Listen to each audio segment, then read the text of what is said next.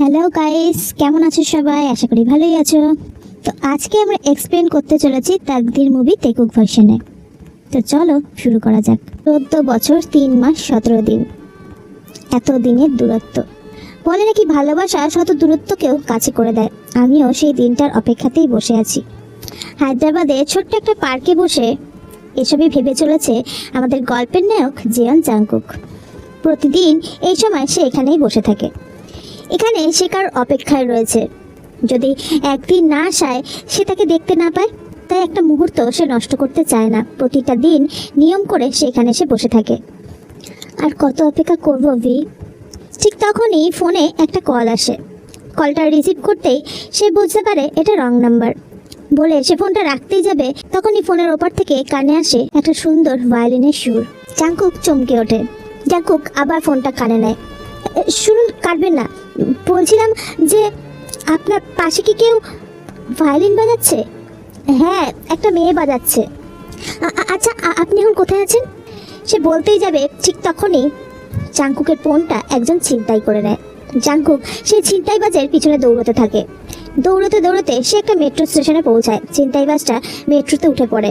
জাংকুকও ঠিক শেষ মুহূর্তে মেট্রোর একটা কামরায় উঠে পড়ে। সে ছিনতাইবাজটাকে দেখতে পায়, কিন্তু তার কাছে যেতে পারছে না, কারণ মাঝখানে ব্যারিকেড। দেখো, তুমি আমার ফোন নিয়েছো, আমার তাতে কিছু আসে যায় না। তুমি ফোনটা নিয়ে নাও। শুধু তুমি বলো লাস্টে যে কল করেছিল তার নাম্বারটা কি। ছিনতাইবাজটা অবাক হয়ে যায়। তবুও জাংকুকের কথা শুনে সে নাম্বারটা বলতে শুরু করে। অর্ধেক নাম্বার বলা হলেই ট্রেনটা থামে আর ছিনতাইবাজটা পালাতে শুরু করে। এবার জাংকুকের মাথা প্রচণ্ড গরম হয়ে যায়। সেও পিছন পিছন দৌড়াতে থাকে। আর এক পর্যায়ে সে তার জামাটা ধরে। জামায় টান পড়তে তার জামাটা ছিঁড়ে যায়। আর পিঠে একটা দাগ দেখে জাংকুক অবাক হয়ে যায়। জাংকুক তাকে চেপে মাটিতে শুয়ে দিয়ে বলে, তুই কবে আমার পিছন ছাড়বি সুগা? ছেলেটি চমকে ওঠে। তুই আমায় চিনিস? ওসব বাদ দে, তুই আমাকে লাস্ট নাম্বারটা দে। আমি তোকে দিতে পারতাম, কিন্তু আমি তোর কাছ থেকে ফোনটা নেওয়ার সাথে সাথেই ওটা এক্সচেঞ্জ করে দিয়েছি। কেন সুগা? তুই বারবার কেন আমার পথে বাধা হয়ে দাঁড়াস? এটা আগে বল, তুই কে? তুই আমাকে কিভাবে চিনিস? ঘটনা পিছনে চলে যায় 15 বছর আগে। হায়দ্রাবাদে একটা রাস্তায় রাস্তায় ঘুরে একটা বাচ্চা ছেলে ভায়োলিন বাজিয়ে টাকা উপার্জন করত। গাড়িতে থাকা ব্যক্তিরা তাকে খুশি হয়ে যা দিত তাতেই তা খুশি হতো। এই হলো আমাদের জিয়ন জাংকুক। তখন তার নাম জাংকুক ছিল না, ছিল কুকি। ছোটবেলা থেকে সে তার মা বাবাকে কখনো দেখেনি। রাস্তায় রাস্তায় ঘুরেই তার জীবনযাপন। এরপর সে একটা ফুচকার দোকানে ফুচকা খেতে যায়। আর ঠিক তখনই সে কারোর আসার শব্দ শুনতে পায়। মুখটা বাড়িয়ে দেখে একটা বাচ্চা মেয়ে পায়ে নুপুর পরে দৌড়তে দৌড়তে আসছে। ফুচকাদার সামনে আসতেই কুকি বলল, তুমি ওকে আগে দিয়ে দাও কাকু, আমাকে পরে দিও। আচ্ছা বেশ। ফুচকাদার লোকটি ফুচকা দিতেই যাবে, তখনই মেয়েটি বলে, আমাকে আগে জল দাও, তারপর ফুচকা। লোকটিও তাই করে। মেয়েটার ফুচকা খাওয়ার স্টাইল দেখে লোকটা অবাক হয়ে যায়, কারণ মেয়েটি ফুচকার জলের মধ্যে ফুচকাগুলোকে গুঁড়ো গুঁড়ো করে ছড়িয়ে তারপর সেটা খাচ্ছিল। এটা কেমন খাওয়া? আজ পর্যন্ত কাউকে তো আমি এভাবে খেতে দেখিনি। আমি এভাবেই খাই, আমার এভাবেই খেতে ভালো লাগে। ঠিক তখনই কুকির বাদ্যযন্ত্রটা তার চোখে পড়ে। তুমি এটা সাথে করেই নিয়ে ঘোরো নাকি বাজাতেও পারো? না না, আমি বাজাতে পারি তো, বলে সাথে সাথেই সে তার বাদ্যযন্ত্রতে একটু টিউন বাজাতে থাকে। সেটা ছিল শাহরুখ খানের। তারপর আবার আর একটা শাহরুখ খানের টিউন বাজায়। মজা তো তখনই আসে যখন তুমি নিজে কিছু বাজাতে পারবে, নিজে সুর তৈরি করো, বলে মেয়েটা দৌড়ে চলে যেতে থাকে। আরে তোমার নামটা তো বলে যাও, ভি। এরপর কুকি চলে আসে তার আস্তানায়। সে একটা গাছের ওপর নিজের থাকার ব্যবস্থা করেছে। ঝড় বৃষ্টি থেকে সেই গাছটাই তাকে রক্ষা করে। সে সেখানে বসে বসে একটা নিজের সুর তৈরি করতে থাকে। পরদিন সে আবার যায় ফুচকার দোকানে ফুচকা খেতে। ঠিক তখনই ভিও সেখানে আসে। আজকে আমি একটা নতুন সুর তুলেছি, তুমি শুনবে? আমাকে তাড়াতাড়ি বাড়ি ফিরতে হবে, নইলে মা খুব রাগ করবে। কথাটা বলে ফুচকা খাওয়া শেষ করে সে চলে যেতে থাকে। যাওয়ার পথে একবার ফিরে পিছন দিকে চায়। কুকিও তার দিকেই তাকিয়েছিল। এখান থেকেই তাদের মধ্যে একটা বন্ধুত্ব সৃষ্টি হয়। ভি ছিল অনেক বড়লোক পরিবারের একটি মেয়ে। পরদিন কাকার সাথে স্কুলে যাচ্ছিল। তখন দেখলো কুকি ভায়োলিন বাজিয়ে বাজিয়ে টাকা রোজগার করছে। তখন ভি তার কাকার থেকে একটা 100 টাকার নোট নিয়ে গাড়ির কাজটা হালকা খুলে টাকাটা বাইরের দিকে ছুড়ে দেয়। কুকি অবাক হয়ে যায়, এত টাকা তো কেউ কখনো তাকে দেয়নি। আসলে ভিয়ের আসল নাম ভি নয়, ভিয়ের নাম তেয়ং। পরদিন ভি কুকিকে খুঁজতে খুঁজতে সেই গাছটার নিচে আসে। কুকি খুব খুশি হয়। তারপর তাকে সেই গাছে তোলে আর বলে চোখটা বন্ধ করতে। ভি কুকির কথা মতো চোখটা বন্ধ করে। তখনই কুকি একটা বক্স থেকে কটা চুড়ি বার করে ভিয়ের হাতে দেয়। ভি অনেক খুশি হয়ে যায় সেই লাল রঙের চুড়িগুলো দেখে। আচ্ছা, তোমার হাতটা দেখাও তো। জানো, আমি জ্যোতিষীদের মতো হাত দেখে সব বলে দিতে পারি। সত্যি? এরপর কুকি হাতটা ভিয়ের কাছে দেখায়। আচ্ছা, আর চৌরাস্তার মোড়ে একটা গাড়ির থেকে তোমাকে কেউ 100 টাকা দিয়েছে, তাই না? তুমি কি করে জানলে?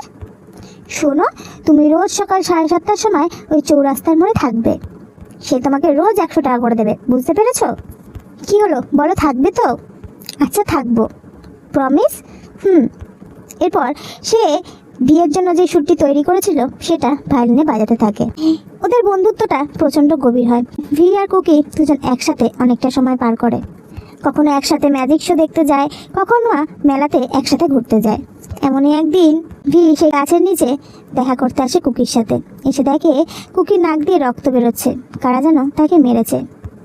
ভি জানতে চাইলে কুকি বলে, জানো, বড় দাদারা আমাকে মেরে আমার সব টাকা ছিনিয়ে নিয়েছে আর আমার ভায়োলিনের তারগুলোও ছিঁড়ে দিয়েছে। ভিয়ের খুব কষ্ট হয়। সেদিনই সে বাড়িতে গিয়ে একটা পুরনো ভায়োলিন বের করে আর তার তারগুলো ছিঁড়ে এনে কুকিকে দেয়। কুকি প্রচণ্ড খুশি হয়ে যায়। সময়ের সাথে সাথে তাদের বন্ধুত্ব আরও গভীর হতে থাকে। কিন্তু একদিন হঠাৎ ভিয়ের বাবা জানতে পারে তার ট্রান্সফার হয়ে গিয়েছে। সে কথা ভিকে জানায়। ভি প্রচণ্ড খারাপ লাগে। পরদিন চলে যাওয়ার সময় সে কুকির দেওয়া চুড়িগুলোকে হাতে পড়ে। তার প্রচণ্ড কষ্ট হচ্ছে। যাওয়ার সময় রাস্তায় শুধু কুকিকে খুঁজে চলেছে, কিন্তু হাজার খুঁজেও কোথায় পাচ্ছে না। হঠাৎ সে দেখতে পায় কুকি এক জায়গায় বসে আছে। কুকিও সেই গাড়িটাকে দেখতে পায়, পিছন পিছন ছুটতে শুরু করে।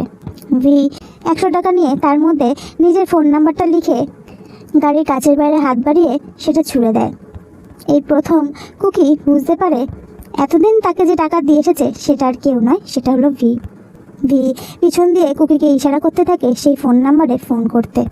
কিন্তু ঠিক তখনই কেউ একজন তার হাত থেকে 100 টাকাটা নিয়ে দৌড়ে পালিয়ে যায়। কুকিও তার পেছনে দৌড়াতে শুরু করে। দৌড়াতে এক পর্যায়ে গিয়ে একটা গাড়ির সাথে তার অ্যাক্সিডেন্ট হয়ে যায়। সে টাকাটা যে নিয়েছিল সে সেই মুহূর্তে খুশি হয়ে যায় আর সেখান থেকে চলে যায়। কিন্তু সেই গাড়িটি যে চালাচ্ছিল সে প্রচণ্ড ভয় পেয়ে যায়। সে তাড়াতাড়ি করে নিয়ে গিয়ে তাকে হসপিটালে ভর্তি করে। কিছুক্ষণ পরে তার হাজব্যান্ড সেখানে চলে আসে। সে প্রচণ্ড কান্নাকাটি করতে শুরু করে। আমি ইচ্ছা করে করিনি, বিশ্বাস করো।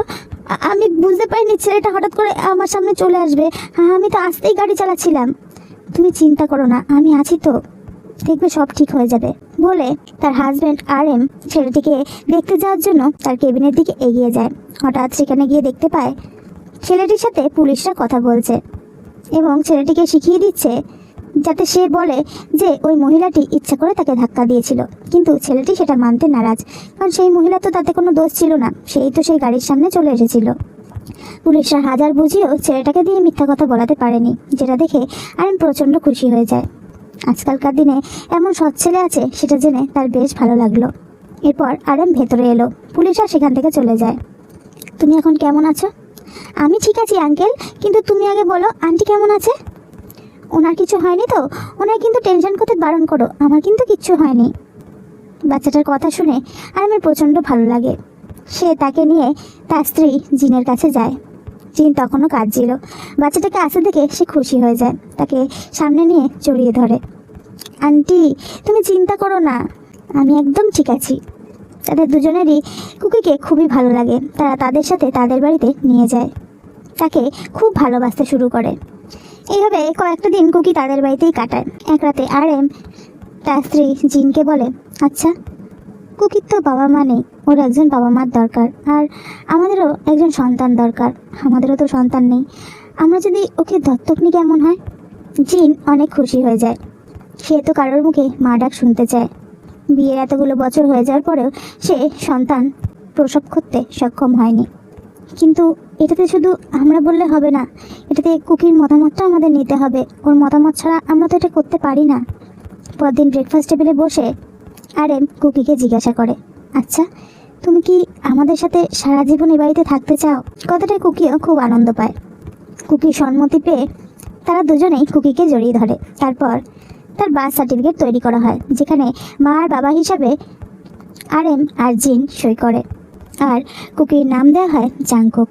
কিন্তু একদিনের জন্য জাংকুক সেই জায়গাটায় যেতে ভোলেনি।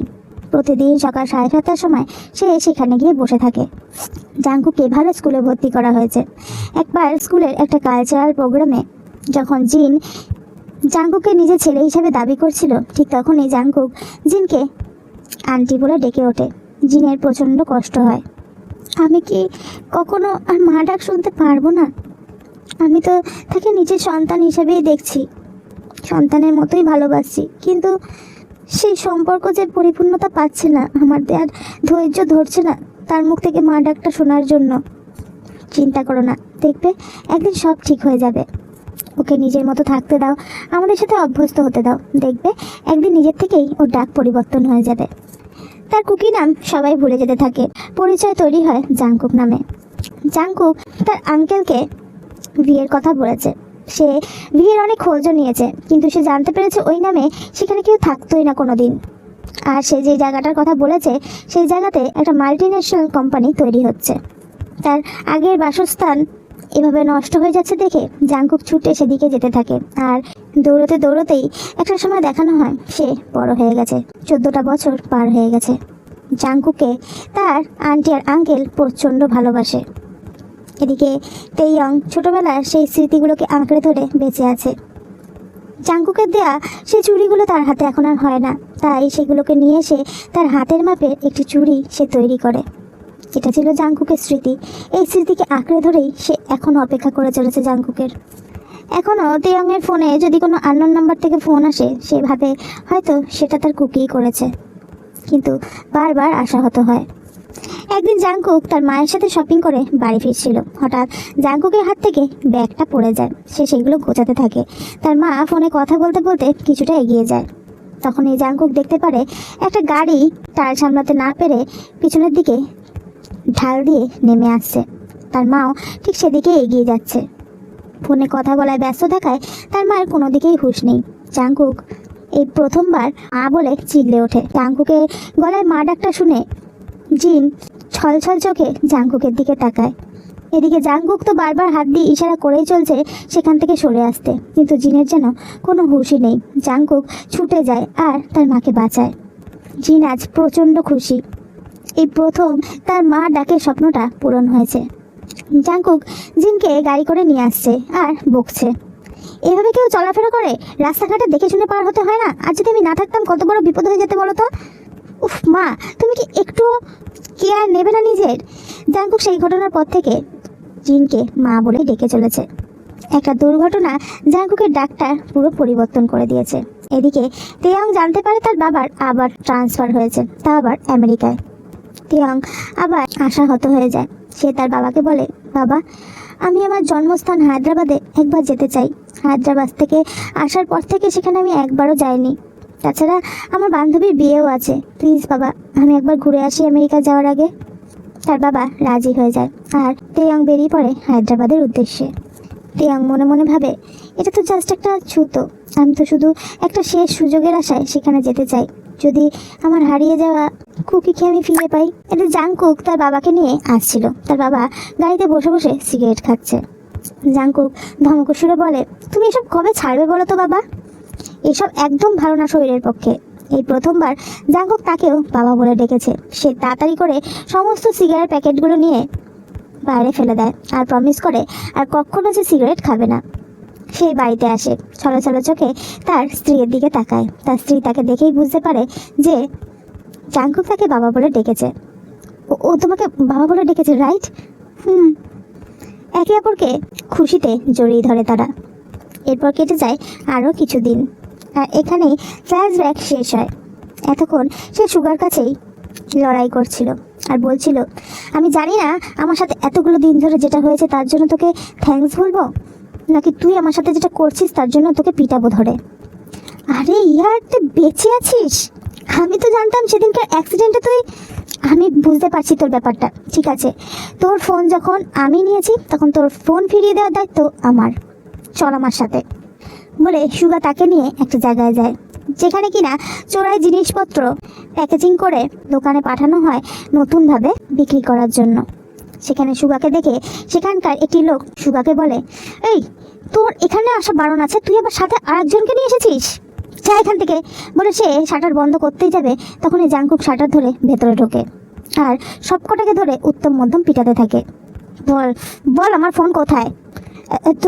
তোমার ফোন এখানে নেই, ওটা পাঠিয়ে দেওয়া হয়েছে।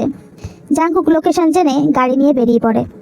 বাইক নিয়ে ছুটতে ছুটতে সেই লোকেশনে সে পৌঁছে যায়, আর তার পিছনে ছিল সেই গুন্ডাগুলো, যারা কিনা এই ফোন চুরি করে এভাবে পাচার করে। জাংকুক খুব কায়দা করে দুটো গাড়িকেই ব্লাস্ট করায়, আর তারপরে শেষ পর্যন্ত সেই ট্র্যাকে পৌঁছে যায়। ট্র্যাকের ড্রাইভারের সামনে গিয়ে ড্রাইভারকে ধরে মারপিট করতে থাকে, আর আনফর্চুনেটলি গাড়ির দরজাটা খুলে গিয়ে সমস্ত ফোন সেখানে পড়ে যায়। এত হাজার হাজার ফোনের মধ্যে নিজের ফোনটা সে কীভাবে খুঁজে পাবে সেটাই সে বুঝতে পারছে না। তারপর সে তবুও খুঁজতে থাকে, আর খুঁজতে খুঁজতে এক পর্যায়ে সে তার ফোনটা পেয়ে যায়। কিন্তু ফোনটা হাতে পেতে দেখে ফোনের ডিসপ্লেটা একদম গুঁড়ো গুঁড়ো হয়ে গেছে। জাংকুক আর পারছে না, সারাদিন এই নাম্বারটার জন্য অনেক ছোটাছুটি সে করেছে। তারপরে সে ছুটে গেল ফোনটা সারাই করার জন্য। একটা দোকানে গিয়ে ফোনটাকে তাড়াতাড়ি ঠিক করতে বলা হয়, কিন্তু চোরাই কারবারের যে মালিক ছিল সে বলে, কি এমন আছে ওই ফোনটার মধ্যে যার জন্য একটা ছেলে এত অবধি পৌঁছে গেছে? যতগুলো ফোন আছে সবকটার মধ্যে যেটা অ্যাক্টিভ থাকবে সেটার লোকেশন ট্র্যাক করে সেখানে চলো, তাকে আমাদের খুঁজে বের করতেই হবে। বলে জাংকুক যে দোকানে দাঁড়িয়ে ছিল তারা লোকেশন ট্র্যাক করে সেখানে পৌঁছে যায়। জাংকুক সেটা দেখতে পারে আর পালাতে শুরু করে। পালাতে পালাতে এক পর্যায়ে ঘুরে ফিরে সেই দোকানের কাছে এসে ফোনটা নিয়ে সে দৌড় লাগায়, আর তারপর সেই লাস্ট নাম্বারে সে ফোন করে। ফোন করতে সেই ড্রাইভারটি আবার ফোন ধরে। হ্যাঁ, আমি আপনাকে সকালে ফোন করেছিলাম, বলছিলাম আপনার পাশে যে মেয়েটি ভায়োলিন বাজাচ্ছিল সেই জায়গাটা কোথায়? সে তাকে লোকেশনটা বলে। আসলে এখানে একটা এক্সিবিশন চলছে, সেখানে একটি মেয়েটি টুলে বসে মিউজিকটি বাজাচ্ছিল। মেয়েটি কেমন? মেয়েটি দেখতে অনেক সুন্দর। এই কথাটাতেই জাংকুকের মুখে হাসি ফুটে ওঠে, আর ঠিক তখনই কেউ এসে পিছন থেকে জাংকুকের মাথায় বাড়ি দেয়। জাংকুক অজ্ঞান হয়ে গেল, তার মুখে এক চিলতে হাসি যেন লেগেছিল। এখানেই আমরা আজ থেকে আরও 7 দিন আগের একটা ঘটনায় পৌঁছে যাব, যেখানে তেয়াং তার বান্ধবীর জন্য এয়ারপোর্টে অপেক্ষা করছে, আর এদিকে জাংকুক অপেক্ষা করছে তার মায়ের আসার জন্য।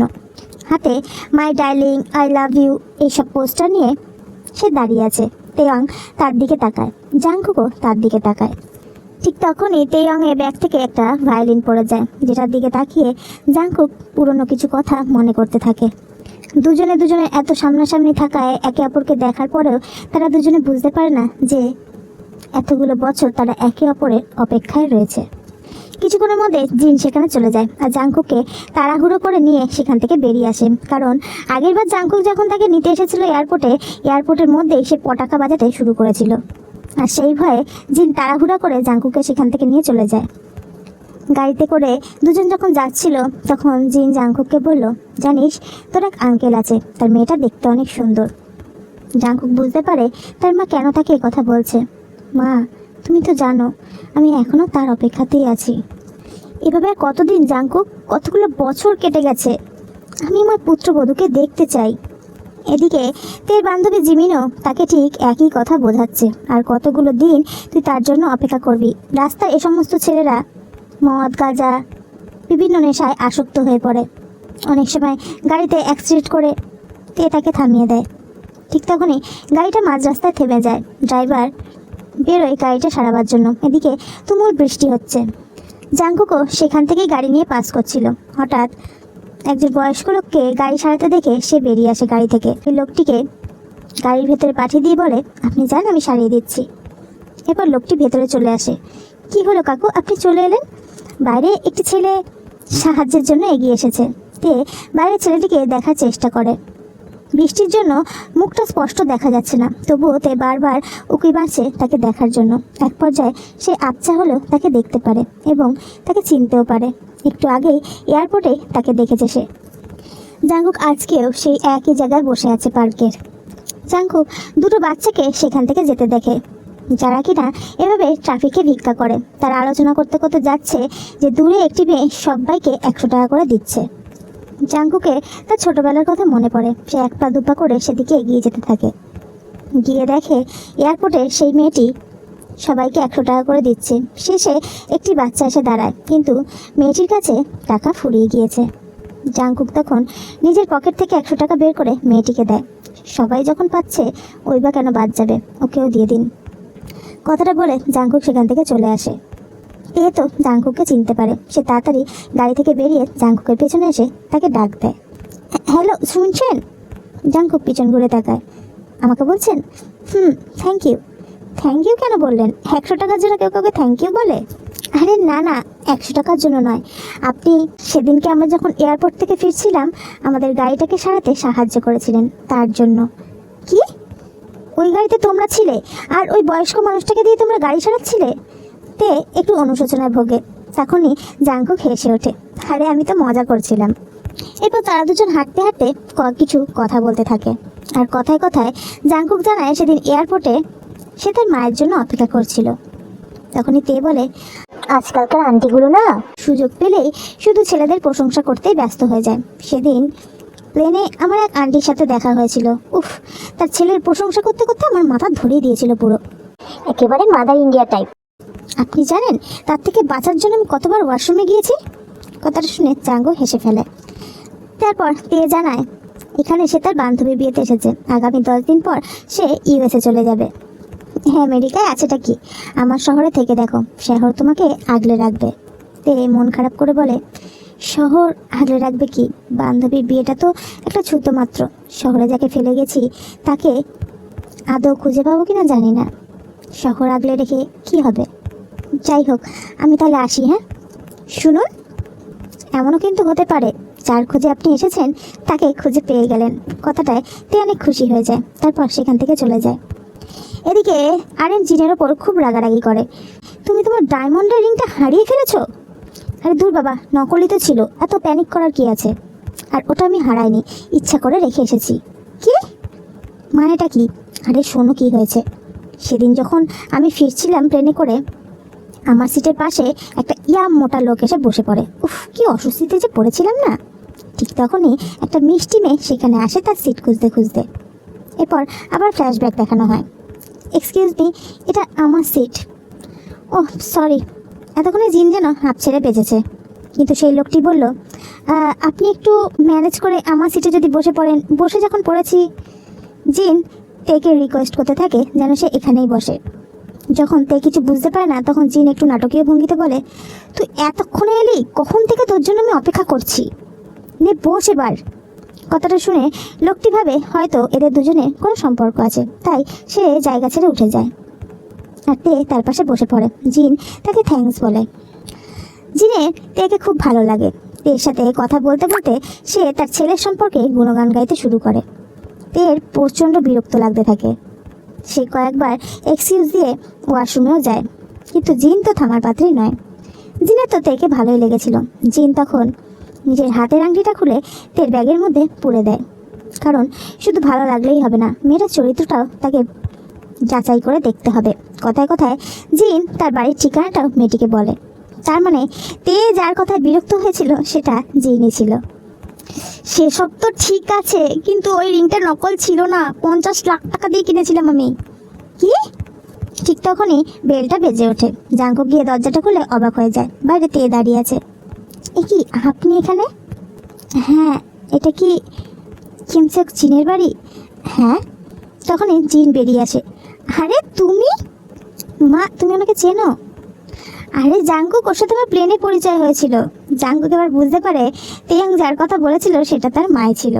এদিকে তে ইশারায় রিকোয়েস্ট করতে থাকে জাঙ্কুক যেন তার মাকে কিছু না বলে। এরপর জিন তেকে ভিতরে নিয়ে আসে। তে জানায়, আন্টি, আপনি বোধহয় আপনার রিংটা আমার ব্যাগে ভুল করে ফেলে এসেছেন বলে তার রিংটা তাকে ফেরত দেয়। জিন খুশি হয়ে যায় যে মেয়েটির সাথে তার চরিত্রটা অনেক মিষ্টি। শুনলাম তুমি নাকি 10 দিন পর চলে যাবে। তা চলে যখন যাবেই জাঙ্কুক, এক কাজ কর না, ওকে আমাদের শহরটা একটু ঘুরে দেখা। এরপর জাঙ্কুক তেকে নিয়ে ঘুরতে বের হয়। প্রত্যেকটা দিন জাঙ্কুকের সাথে তে খুব আনন্দ করতে থাকে। কখনো সিনেমা হলে, কখনো পার্কে, কখনো বা রেস্টুরেন্টে একসাথে খাওয়া। দুজনে একসাথে খুব ভালো সময় কাটাতে থাকে। অথচ কেউই জানে না সেই মানুষগুলোর সামনেই তারা বসে আছে। অথচ কেউই জানে না ছোটবেলা থেকে তারা একে অপরকে খুঁজে বেড়াচ্ছে। অথচ এত সামনে থাকা সত্ত্বেও কেউ কাউকে চিনতে পারছে না। আস্তে আস্তে জাংকুক যেন নতুন করে ভালোবাসতে শুরু করেছে। এদিকে তেরও সেই একই ব্যাপার। আস্তে আস্তে দুজনেই তাদের ছোটবেলার স্মৃতিগুলোকে যেন পেছনে ফেলে আসছে। জিমিনের বিয়েতে জাংকুকের পরিবারকেও নিমন্ত্রণ করা হয়। এদিকে একদিন জিন আরএমকে বলছে, একটা জিনিস খেয়াল করেছো? তেয়ং আসার পর থেকে জাংকুক কিন্তু আগের মতো পার্কে গিয়ে সকালবেলা বসে থাকে না। কথাটা জাংকুকের কানে পৌঁছে যায়। জাংকুক প্রচণ্ড দুঃখ পায়। সত্যি তো, এতগুলো বছর যার জন্য অপেক্ষা করলো, কয়েকদিনের মধ্যে সে সবটা পরিবর্তন করে ফেললো। জাংকুক আর তেয়ংয়ের সাথে দেখা করতে যায় না, এড়িয়ে চলতে থাকে তাকে। এদিকে জিমিনের বিয়েতে সেই ফুচকাওয়ালা এসেছিল। তাকে দেখতে পেয়ে তে তার সামনে যায়। তে চিনতে পারে তাকে, কিন্তু সে তো তেকে চিনতে পারে না। ফুচকা দিতে গেলে তে বলে, আগে জল তারপর ফুচকা। তে সেই পুরনো স্টাইলে ফুচকাটা খেতে থাকে। তখন লোকটি বলে, তুমি সেই ছোট্ট মেয়েটি যে আমার কাছে আসতে? আচ্ছা, আমার সাথে যে ছেলেটি আসতো তার কোনো খবর আপনি জানেন? আসলে 14 বছর আগে তার একটা কার অ্যাক্সিডেন্ট হয়, আর তারপরে তাকে আর কোথাও খুঁজে পাওয়া যায়নি। কথাটা মনে পড়তে তে দৌড়ে তার বাড়িতে ফিরে যায়। ভায়োলিনটা বার করে জাংকুকে সেই সুরটা বাজাতে থাকে, কিন্তু সব সুর যেন কেমন তালগোল পাকিয়ে যাচ্ছে। তার কুকির সাথে সাথে কুকির সুরটাও যেন হারিয়ে যাচ্ছে। না, এটা কিছুতেই সে হতে দেবে না। সে বারবার চেষ্টা করতে লাগলো ঠিকভাবে সেই সুরটাকে বাজানোর জন্য। সে কিছুতেই বিশ্বাস করে না জাংকুক তার থেকে হারিয়ে যেতে পারে। তার বিশ্বাস তার কুকি কোথাও না কোথাও অবশ্যই আছে। তাদের দুজনেরই মন প্রচণ্ড খারাপ। 6টা দিন পার হয়ে গেছে, তারা আর একে অপরের সাথে দেখা করেনি। একদিন জিন তেকে ফোন করে, তুমি তো 3 দিন বাদে চলেই যাচ্ছ, তোমাকে আমার অনেক দেখতে ইচ্ছা করছে, তুমি একবার আসো আমার বাড়িতে। জিনের কথা রাখতে তে তাদের বাড়িতে আসে। জাংকুক দরজাটা খোলে। এতদিন বাদে তেকে দেখে তারা দুজনেই কিছুক্ষণ একে অপরের দিকে তাকিয়ে থাকে। তারপর জিন তেকে ভিতরে নিয়ে যায়। কথায় কথায় জিন তেকে জিজ্ঞাসা করেই ফেলে, তোমাকে একটা কথা জিজ্ঞাসা করছি, সঠিক উত্তর দেবে। তুমি কি আমার ছেলেকে পছন্দ করো? তের চোখে জল ছলছল করছে।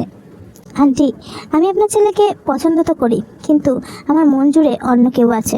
কথাটা জাংকুক পিছন থেকে শোনে। তে চুপচাপ বাড়ি থেকে বেরিয়ে যায়। জিনও স্তব্ধ হয়ে যায়। জাংকুক এসে তার মাকে বলে, এটা তুমি কি করলে মা? ওকে এভাবে তুমি কেন জিজ্ঞাসা করলে? আমি ওকে ড্রপ করে দিয়ে আসছি বলে জাংকুক পিছনে যায়। জাংকুক তেকে ড্রপ করতে যায়। গাড়িতে বলে, আমার মায়ের কথা কিছু মনে করো না, উনি আমাকে নিয়ে একটু বেশিই ভাবেন, তাই হয়তো বলে ফেলেছেন। না না, আমি কিছু মনে করিনি, আসলে আমারও উচিত হয়নি ওভাবে আসা। এরপর জিমিনের বিয়েতে জাংকুকের পরিবার সমেত সবাই যায়। সেখানে গিয়েও তের সাথে জাংকুকের একটা খুব ঘনিষ্ঠ মুহূর্তের সৃষ্টি হয়। তে যখন নিজের হুঁশে ফেরে সে সেখান থেকে দৌড়ে বেরিয়ে যায়। জাংকুকও পেছন পেছন দৌড়ায়। জাংকুক পিছন থেকে তের হাতটা ধরতে তের হাতের চুড়িটা ভেঙে যায়, যেটা কুকি তাকে দিয়েছিল। সেটা দেখতেই তের মাথাটা গরম হয়ে যায়। সে জাংকুককে ঠাস করে গালে একটা থাপ্পড় মেরে দেয়। জাংকুক সরি বলার জন্য আবার একটা এগোতেই চুড়ির একটা টুকরোর মধ্যে পা পড়তে টুকরোটা গুঁড়ো গুঁড়ো হয়ে যায়। তে আবারও গালে একটা চড় মেরে দেয় আর ধাক্কা দিয়ে জাংকুককে সেখান থেকে সরিয়ে দেয়, আর চুড়িগুলোকে ধরে হাউমাউ করে কাঁদতে থাকে। এটা ছিল তার কুকির শেষ স্মৃতি। সে কিছুতেই তার এই স্মৃতিটা চলে যাওয়াটা মেনে নিতে পারছে না। আর এদিকে জাংকুক ভাবছে হয়তো তের এত কাছাকাছি সাথে তে এমনটা করছে। আর এখানেই সেই 7 দিনের ফ্ল্যাশব্যাক শেষ হয়। এরপর জাংকুকের যখন জ্ঞান ফেরে তখন দেখা যায় জাংকুক একটা ঘরের মধ্যে বাঁধা অবস্থায় রয়েছে। জাংকুক চারিদিকে তাকিয়ে দেখে সেখানে শুধু চোরাই মোবাইলই নয়, বরং অস্ত্র পাচারেরও কাজবাজ হয়। সেখানে বন্দুকগুলোকে বিভিন্ন পার্টে ভাগ করা হচ্ছে, যাতে ধরলে বুঝতে না পারে কেউ। জাংকুক নিজেকে ছাড়ানোর চেষ্টা করতে থাকে, আর এক পর্যায়ে নিজেকে ছাড়িয়ে সকলের সাথে মারামারি করতে থাকে। সকলে গানগুলো আবার সেটিং করার চেষ্টা করতে থাকে। জাংকুকও তাদের দেখা দেখি গানের সেটিংগুলো করতে থাকে। জাংকুক এমন কাজ কোনোদিনও করেনি, কিন্তু সে প্রচণ্ড চালাক হয়। সে তাদের আগেই বন্দুকটা সেটিং করে নেয় আর তাদেরকে ভয় দেখাতে থাকে। তাদেরকে ব্ল্যাকমেল করে একটা কন্টেনারের ভেতরে তাদেরকে আটকে তালা দিয়ে সে সেখান থেকে চলে যায় আর সেই লোকেশনে পৌঁছে যায়। সেখানে গিয়ে তার তের সাথে আবার দেখা হয়। তে তার কাছে ক্ষমা চায় আর বলে সে চুড়িটাকে অনেক প্রিয় মনে করে। জাংকুক তখনই তাকে একটা লাল চুড়ি কিনে তার হাতে পরিয়ে দেয় আর বলে তোমার আগামী জীবন শুভ হোক বলে সে পাগলের মতো এদিক ওদিক দৌড়াদৌড়ি করতে থাকে আর সকল দোকানদারকে জিজ্ঞাসা করতে থাকে যে সকালে যে মেয়েটি ভায়োলিন বাজাচ্ছিল সেই মেয়েটি কোথায়। কিন্তু কেউই বলতে পারে না, কারণ এখানে অনেক মানুষই এসছে, কে সকালে ভায়োলিন বাজিয়েছে কি করে বলবে। জাংকুক তখন ভায়োলিনটা নিয়ে সেই সুরটা বাজাতে থাকে, যেটা তের কান অবধি পৌঁছায়। তে পাগলের মতো খুঁজতে থাকে কিন্তু খুঁজে পায় না। এদিকে লোকটিও বলতে পারে না কে এই ধুমটা বাজিয়েছিল। জাংকুক হতাশ হয়ে পড়ে। তখনই সেই 15 বছরে সেই টাকাটা উড়ে এসে জাংকুকের পায়ের সামনে পড়ে। জাংকুক টাকাটা তুলে দেখে তাতে নম্বরটা এখন অস্পষ্টভাবে রয়েছে। জাংকুক সঙ্গে সঙ্গে নাম্বারটা ডায়াল করে। তে বারবার কলটা কেটে দিতে থাকে, কারণ সে তো সেই সুরটিকে বাজাচ্ছে সেটাকেই খুঁজতে চাইছিল। বারবার কলটা আসায় এক প্রকার বিরক্ত হয়ে তে কলটা রিসিভ করে। Hello V. ডাকটা শুনতে তে চোখে জল এসে যায়। কুকি, এতগুলো বছর তুমি লাগিয়ে দিলে আমাকে ফোন করার জন্য? তুমি জানো প্রত্যেকটা দিন তোমার ফোনের আশায় আমি বসে থাকতাম। তোমার মনে আছে আমাকে? আমরা আমরা একসাথে ফুচকা খেতাম, কত খেলা করতাম, মনে আছে তো? তুমি কোথায়? জাংকুক জানায় সে সেখানেই আছে। তখন তেও তাকে বলে আমি এখানে আছি। তারা দুজনে কথাই বলছিল, ঠিক সেই সময় জাংকুকের ফোনের চার্জটা শেষ হয়ে যায়। এবার সে কি করে তেকে খুঁজবে? সে পাগলের মতো ছোটাছুটি করতে থাকে। তারপর তার চোখে পড়ে সেই ভায়োলিন। এইটাই একমাত্র পথ তেকে খুঁজে বার করার। দুজন যখন একই জায়গায় আছে সে নিশ্চয়ই এটা চিনতে পারবে, আর এই ধুন শুনে সে নিশ্চয়ই তার কাছে আসবে। জাংকুক সেটা বাজাতে থাকে আর অঝরে কাঁদতে থাকে। এদিকে তেও ছুটে চলেছে সেই সুরটিকে খোঁজার জন্য। জাংকুকের সামনে অনেক ভিড় জমে যায়। জাংকুকের কোনো খেয়াল নেই। তে অবশেষে সেই ভিড় ঠেলে ভেতরে ঢোকে আর তাকিয়ে দেখে সেটা জাংকুক। জাংকুকও তের দিকে তাকায়। তে তো অবাক হয়ে যায়। জাংকুকও বুঝতে পারে যে যাকে সে এতগুলো বছর ধরে খুঁজে বেড়াচ্ছে সে আর কেউ না, সে তেইয়ং। তে দৌড়ে এসে জাংকুককে জড়িয়ে ধরে। জাংকুকও তাকে জড়িয়ে ধরে। দুজনেই যেন বিশ্বাস করতে পারছে না তারা একে অপরের সাথে এতগুলো দিন ছিল। একটা সময় একে অপরকে ইগনোরও করতে চেয়েছে, আর তারা কিনা তাদেরকেই খুঁজে চলেছে এতগুলো বছর ধরে। সেই তারাই একে অপরের হারিয়ে যাওয়া ভালোবাসা। অবশেষে এতগুলো বছর পরে তারা আবার একে অপরকে ফিরে পেল। হয়তো এটা তাদের ভাগ্যেই ছিল। সো গাইজ, গল্পটা এখানেই শেষ হয়। যদি আমি ঠিকঠাক এক্সপ্লেন করে থাকতে পারি তাহলে একটা লাইক করে দিও, চ্যানেলটাকে সাবস্ক্রাইব করে দিও, কমেন্ট করে দিও আর শেয়ার করে দিও। ওকে, আনিয়ং।